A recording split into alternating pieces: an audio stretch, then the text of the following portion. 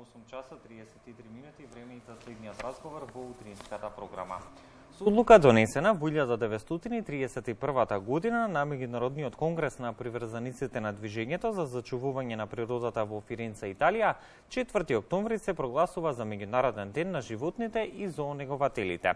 Целта на Светскиот ден на животните е да се подобри односот на животните преку обезбедување поддршка за поединци, групи и организации, како и заштита на истите. Конечно, по 2 години од почетокот на пандемијата, по 2,5 години практично од почетокот на пандемијата, се организира интернационален конгрес за зоонегователи на Скајп директно од Барселона, местото каде што денеска најгласно ќе се зборува за животните, за грижата за животните е Војо Иванов. Се надевам дека го гледаме и дека ќе го слушнеме. Војо, добро утро, 8 часот 34 минути е време кога ти вообичаено си на работното место во Скопската зоолошка градина, што значи не ти е проблем станувањето, иако утрово на друга локација од Барселона. Добро утро. Добро утро.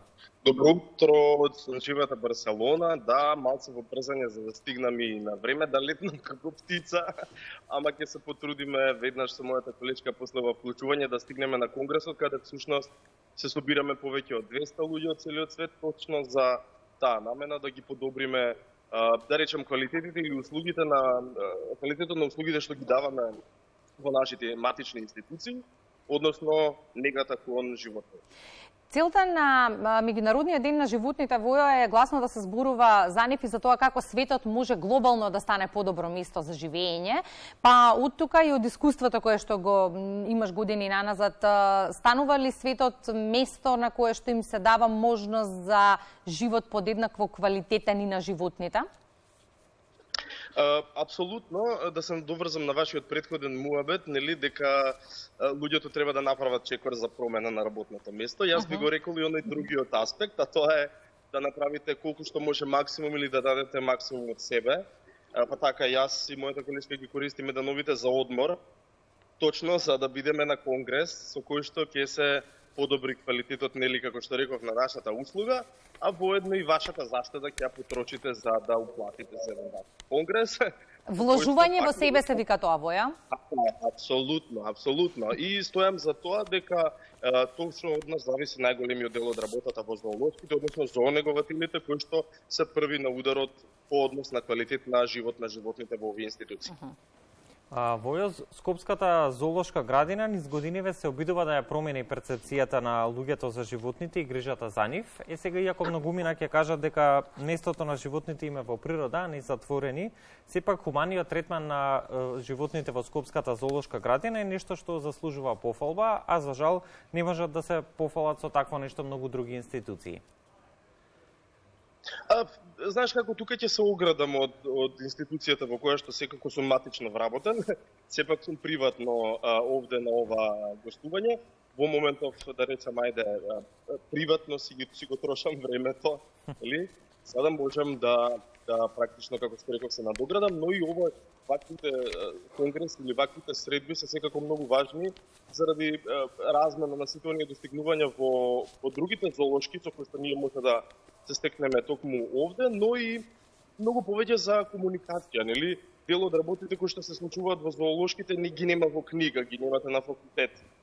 Тоа е практично најголем дел е пракса, кој што мора да се стекне со искуство, а каде би смениле повеќе искуство ако на едно место ве вака, како сега во Барселона, не сретнеме луѓе од целиот свет кои што имаат и како богато портфолио во однос на нега на животните. И фасцинантно е да се сретнете на едно место со прикови од истиот калибар, од истата природа, 200 луѓе од целиот свет кои што се исти како вас, може би не зборувате исти јазик, но комплетно се разбирате во однос на вашата пасија, но и работа во исто време.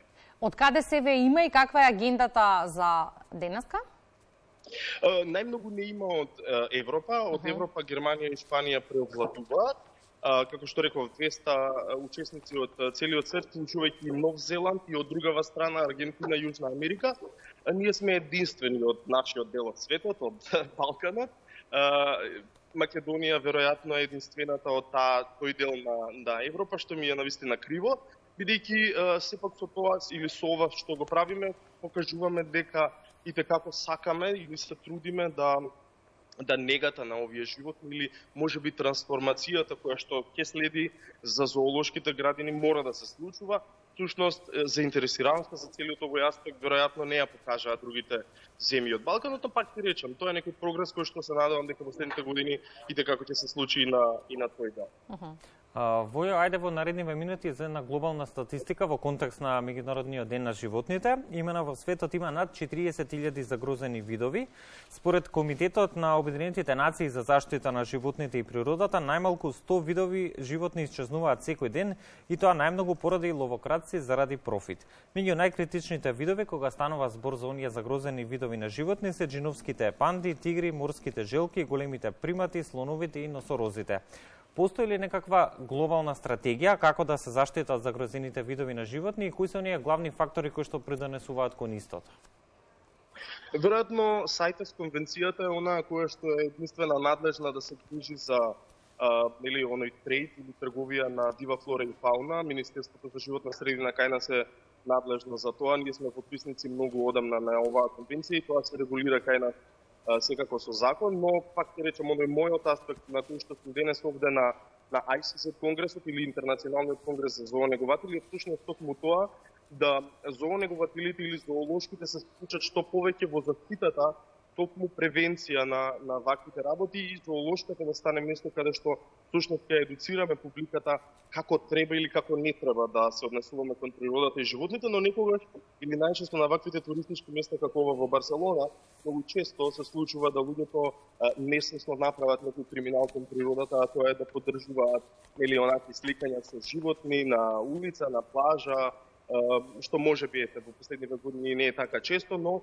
зоолошката во Барселона всушност е една од првите која што веројатно ќе направи таква трансформација да собере видови кои што се загрозени и ќе придонесе во нивното размножување и повторно враќање во природата, а зоолошките да добијат нов концепт, а тоа е да не се изложуваат по кафез, витрини како би се забавувала публика, многу повеќе да се едуцира како треба да се грижиме кон природата, но и да мотивира еден еколошки дух на однесување на граѓанството. Да си зоонеговател, Воја, е многу одговорна, но и напорна работа. Сега вие во Барселона цела Европа на едно место сте, што значи дека ќе има можност да се разменат искуства, да се добијат нови информации во однос на работата која што ја работите. Во однос на стандардите за работа и условите за работа, како стои еве Скопската зоолошка градина, односно ова што вие го работите во однос на вашите колеги од, да речеме, не знам, Австрија, од Барселона, од Франција? Да, пак ќе речам дека голем дел од нас останува на нашата индивидуална желба за личен кариерен успех. Се е сведено на тоа да секоја од нас индивидуа, нели зоонеговател, инвестира во себе, во тоа како ја перцепира и гледа својата улога во целиот овој процес. За жал, балканските зоолошки градини немаат некоја глобална стратегија како да се вклучат во ова глобално село, нели, како би подобриле квалитет на живот на животните, но пак ќе речам, доколку самите себе не се мотивираме сега, нели, зоонегователите, нема да се случат и оние големи промени, бидејќи ние сме тие, пак ќе речам, што треба да бидеме месенџери на целата онаа порака за љубов и грижа кон животните и природата, бидејќи сме први на удар со публиката и посетителите. Војо, кога условите во зоолошката би биле идеални, како која зоолошка најчесто ја замислувате Скопската, односно која зоолошка би требало да биде пример за нашата? Јас би направил некој тешко прашање, да, ако ми кажеш вака или ако ми дадеш право да слобода да изберам, веројатно би направил како слагалица, нели?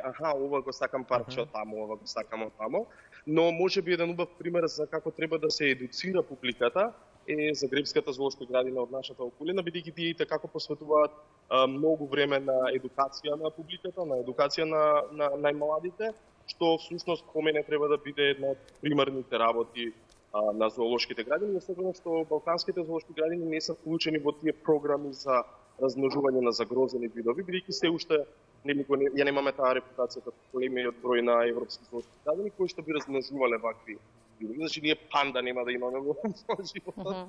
Се шегувам, нели, апропо муабетот претходно, но веројатно фокусот треба да го направиме или да го ставиме многу повеќе на тоа да ја мотивираме публиката да се грижи кон природата, да ја сати почитува на еден поинаков начин од ова што го правиме сега, може би од овие светските зоолошки градини има многу повеќе како избор, но пак ти речеме од балканските или од нашиот регион, може би Загребската е онаа која што како оди во чекор со европскиот тек на движење.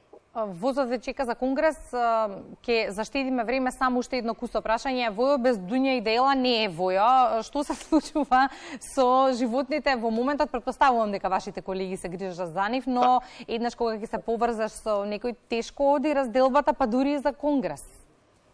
Ти текнува како кога отиш на одмор, па кога детето си го оставиш на фамилијата, на бабата, се шегуваме. Баш така, да.